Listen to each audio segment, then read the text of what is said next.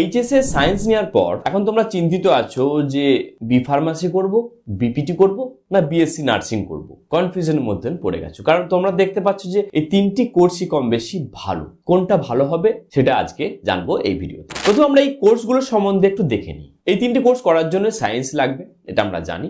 Physics, chemistry, biology থাকতে হবে এই তিনটি কোর্স করার জন্য। মিনিমাম যোগ্যতা ধরে রাখো 50% পেতে হবে এইচএসএ। এরপরে কিন্তু এই কোর্সগুলোর জন্য এলিজিবল। এবার আসছি যে এই কোর্সের ডিউরেশন কি আছে। তিনটে কোর্সেরই কম বেশি ডিউরেশন আমরা জানি যে 4 বছর লাগছে এই কোর্সগুলো কমপ্লিট করতে। এবার এই কোর্স কমপ্লিট করার পর বেস্ট কোনটা হবে, এই বেস্ট কোনটা হবে এটা অ্যাকচুয়াল ডিপেন্ড করছে সিচুয়েশনের উপরে, অ্যাকচুয়াল ডিপেন্ড করছে তোমার চাহিদা অনুযায়ী। এই কোর্সের সম্বন্ধে আরো কিছু বিস্তারিত জেনে নিই। প্রথমত যদি আমরা এই কোর্সের সিলেবাসগুলো দেখি, এই কোর্সের সিলেবাসগুলো যেমন বি ফার্মাসি, অর্থাৎ আমরা কথাতেই বুঝতে পারছি যে ফার্মাসি রিলেটেড, ফার্মাসিউটিক্যাল রিলেটেড, ওষুধের কিভাবে প্যাকেজিং বা তার এফিকেসি এই সমস্ত বিষয়ে আলোচনা হবে। তো সেখানে অনেক বেশি আমরা ড্রাগস সম্বন্ধে জানতে পারবো। বিএসসি নার্সিং এর ক্ষেত্রে আমরা নার্সিং এর বিভিন্ন পোর্শন জানতে পারবো, সাইকোলজি, হিউম্যান অ্যানাটমি, ফিজিওলজি এই সম্বন্ধে জানা যাবে। এছাড়াও আরো কিছু হাইজিন ব্যাপারগুলো সম্বন্ধে আছে, মাইক্রোবায়োলজি আছে। এবার আমরা যদি যাই বিপিটি অর্থাৎ ব্যাচেলর ইন ফিজিওথেরাপি, এখানে ফিজিওথেরাপির কথাতেই বুঝতে পারছি যে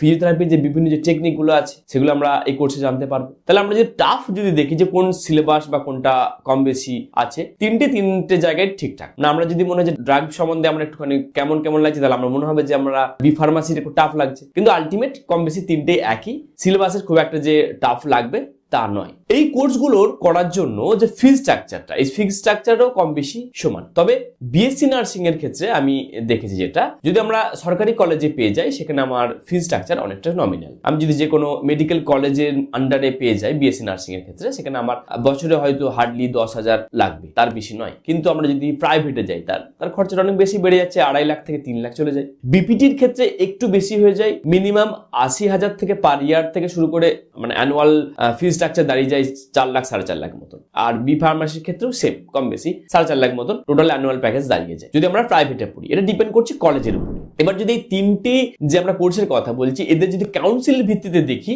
অল ওভার ইন্ডিয়াতে কিন্তু ফার্মাসি কলেজের সংখ্যাটা অনেক বেশি। তারপর যদি আমরা দেখি নার্সিং কলেজ আছে, এবং একদম নিচেতে যেটা আমরা ধরতে পারি বিপিটি। যদি আমরা বাঁকুড়াতে থেকে যদি আমরা চাই যে আমরা বিপিটি করতে, সেখানে হয়তো একটা কলেজ পেতেও পারি, আবার নাও পেতে পারি।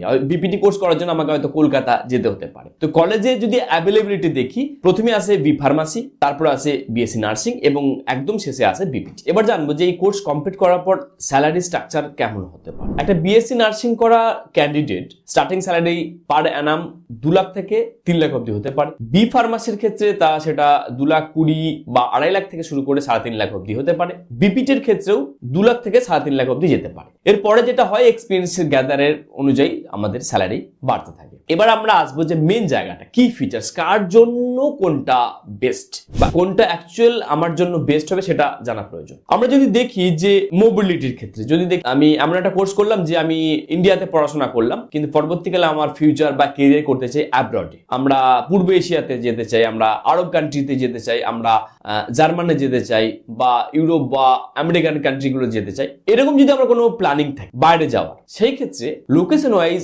নার্সিং কোর্স কিন্তু অনেক বেস্ট হবে। বিএসসি নার্সিং করার পর আমরা যদি অ্যাব্রোডে পড়াশোনা করতে যাই বা আমরা ক্যারিয়ার সেটেলমেন্ট যদি আমরা বিদেশে দেখি, অনেক বেস্ট। যেমন আমি একটি এক্সাম্পল দিতে পারি, আমি সদ্য একটা আমার বন্ধুর সাথে আলোচনা করছিলাম, আরব কান্ট্রিতে কেউ যদি বিএসসি নার্সিং করার পর যদি ওখানে চাকরি করে, তাদের যে ডিমান্ড বা যে হারে তারা অ্যাক্সেসেবল পাবে বা যে হারে তারা সরকার থেকে বেনিফিট পাবে অনেক বেশি। সরকার থেকে তাদেরকে পার্সোনালি রুম দেবে, তাদের থাকা খাওয়া খরচা দেবে, অনেক কিছু অ্যাডভান্টেজ পাবে যদি বিএসসি নার্সিং করা কেউ একজন প্ল্যানিং করে যে আমি বাইরে গিয়ে কাজ করতে চাই। তাহলে লোকেশনের ভিত্তিতে যদি আমরা টপ ধরি বিএসসি নার্সিং, তারপরে যদি আমরা সেকেন্ড পজিশন যদি দেখি, সেক্ষেত্রে আমাদের যাবে বি ফার্মা, তারপরে আছে বিপিটি। যে এমন একটি কোর্স অ্যাটলিস্ট আমার সাপোর্ট দেবে। হয়তো আমার ইচ্ছা ছিল বাইরে পড়তে যাওয়ার, হয়নি, বা আমার পারিবারিক সমস্যার জন্য আমাকে আমার নিজের অঞ্চলে লোকালি থাকতে হবে, সেই ক্ষেত্রে বি ফার্মাসি অনেক বেস্ট হবে। কারণ একটা বি ফার্মাসি করা স্টুডেন্ট কিছু না করলেও নিজের অঞ্চলেই একটা ওষুধ দোকান খুলতে পারে, বা যেহেতু ভারতবর্ষের বুকে এত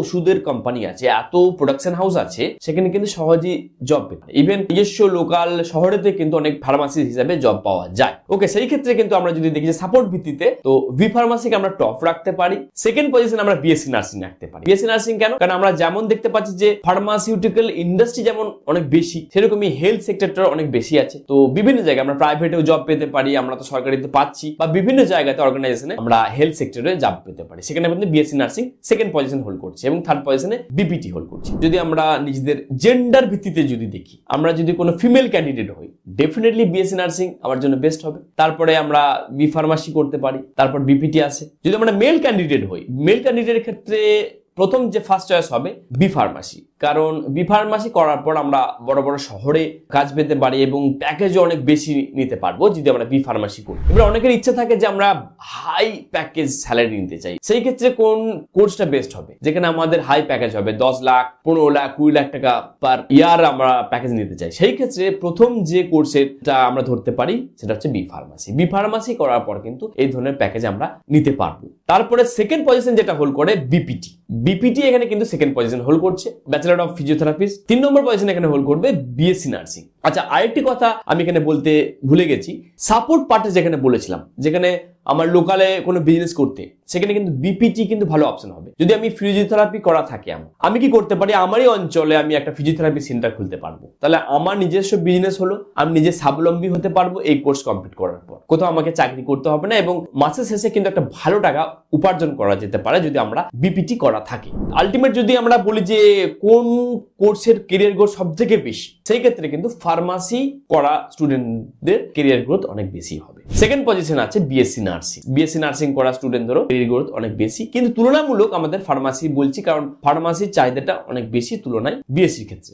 আর 3 নম্বর পজিশন এখানে আছে বিপিটি। তাহলে আমরা যদি এই কি হাইলাইট গুলো দেখে আমি যদি মনে করি যে আমার চাহিদাটা কোথায়, যদি আমার মনে হয় যে আমার বিদেশে গিয়ে পড়াশোনা করার ইচ্ছা আছে, বিদেশে যেতে চাইছি, বিদেশে সেটেলমেন্ট চাই, তাহলে আমি বিএসসি নার্সিং করতে পারি। যদি আমার মনে হয় যে একটা ভালো ক্যারিয়ার গ্রোথ, একটা ভালো হাই স্যালারি চাই, তাহলে আমরা বি ফার্মাসি করতে পারি। যদি মনে হয় যে আমি আমার লোকালেই থাকতে চাই, আমি আমার শহর ছাড়তে চাইছি না, তো সেক্ষেত্রে আমরা বি ফার্মাসি করতে পারি কিংবা বিপিটি করতে পারি। 3টে কোর্সই কম বেশি ভালো। এবার দেখার যে তোমার চাহিদা অনুযায়ী কোনটা বেস্ট হবে। এই ভিডিওটা দেখার পরও তোমার মধ্যে যদি কোনো কনফিউশন থাকে, যদি চাও যে আমার সাথে কনসাল্ট করতে, একান্তে আমার সাথে কনসাল্ট করে একটি ভালো ক্যারিয়ার সিলেকশন করতে, তো সেই ক্ষেত্রে ডেসক্রিপশনে দেখো একটি লিংক দিয়েছি, ওই লিংকে ক্লিক করে আমার সাথে কনসাল্ট করার জন্য সিট বুক করে নাও এবং বুক করার পর আমরা 1 ঘন্টা আমরা লাইভ সেশন করব।